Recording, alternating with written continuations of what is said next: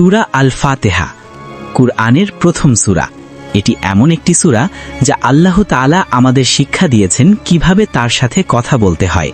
এই সূরায় আমরা বলি, আমরা শুধু তোমারই ইবাদত করি এবং তোমারই সাহায্য চাই। এটি শুধু একটি আয়াত নয়, এটি একজন মুমিনের জীবনের মূল ঘোষণা। বিসমিল্লাহির রহমানির রহিম। পরম করুণাময় ও অতি দয়ালু আল্লাহর নামে শুরু করছি। আলহামদুলিল্লাহি রব্বিল আলামিন। সমস্ত প্রশংসা জগৎসমূহের প্রতিপালক আল্লাহর জন্য। আর রহমানির রহিম, তিনি পরম করুণাময় অতি দয়ালু। মালিকি ইয়াউমিদ্দিন, তিনি বিচার দিনের মালিক। ইয়্যাকা না'বুদু ওয়া ইয়্যাকা নাস্তাঈন, আমরা শুধু তোমারই ইবাদত করি এবং শুধু তোমারই সাহায্য চাই। ইহদিনাস সিরাতাল